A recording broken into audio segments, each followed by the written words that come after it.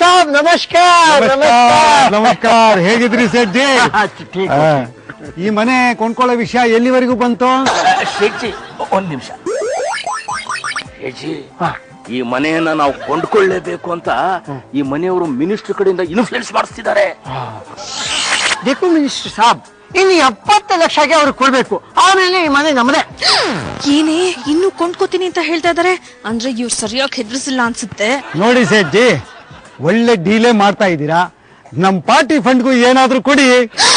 ಇದೇನೇ ಇದು ಮಧ್ಯಸ್ಥಿಕೆ ವಹಿಸಿ ಡೀಲ್ ಕ್ಯಾನ್ಸಲ್ ಮಾಡಿಸಿ ಅಂತ ಕರ್ಸಿದ್ರೆ ಇವರೇ ಡೀಲ್ ಮಾಡ್ಕೊಳ್ಳೋ ಹಾಗಿದ್ದಾರೆ ಮಿನಿಸ್ಟರ್ ಜಿ ಎಷ್ಟು ಕೊಡ್ಬೇಕು ಹೇಳ್ಬಿಡಿ ನಿಮ್ ಕೈಲಿ ಎಷ್ಟಾಗುತ್ತೋ ಅಷ್ಟು ಕೊಡಿ ಆಯ್ತು ಆಯ್ತು ಆಯ್ತು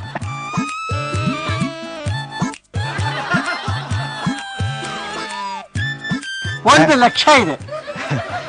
ಲಲಿತಾಂಬ ಅವ್ರೆ ನಾನ್ ಬಂದ್ ಕೆಲಸ ಮುಗೀತು ನಾನಿನ್ ಬರ್ತೇನೆ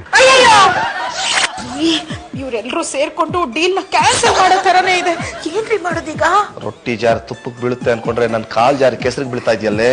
ಎಲ್ಲ ನಮ್ ಹಣೆ ಬರಪ್ಪ ನೋಡಿ ಇವರು ಯಾರಪ್ಪ ಇವರು ಹೊಟ್ಟೆ ಸೆಟ್ಟವ್ರೆ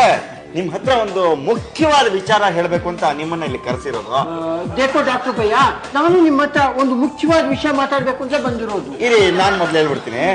ಅಲ್ಲ ಪೈಲೆ ನಾನು ಹೇಳ್ಬಿಡ್ತೀನಿ ನಾನು ಹೇಳ್ಬಿಡ್ತೀನಿ ಇರಿ ನಾನು ಹೇಳ್ಬಿಡ್ತೀನಿ ಇನ್ನು ನಾನು ಹೇಳ್ಬಿಟ್ಟು ಆಮೇಲೆ ಡಾಕ್ಟ್ರೆ ಚೀಟಿಲಿ ಅದೇನ್ ವಿಷಯ ಅಂತ ಇಬ್ರು ಬರೀರಿ ಒಟ್ಟಿಗೆ ಓದೋಣ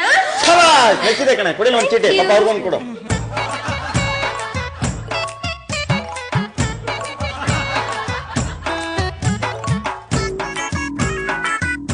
ಕೊಡಿ ಶೇಟ್ಜಿ ತಗೊಳ್ಳಿ ಬಹನ್ ಇಬ್ರು ಏನ್ ಬರ್ದಿದ್ದಾರೆ ಅಂತ ಓದ್ಬಿಡ್ತೀನಿ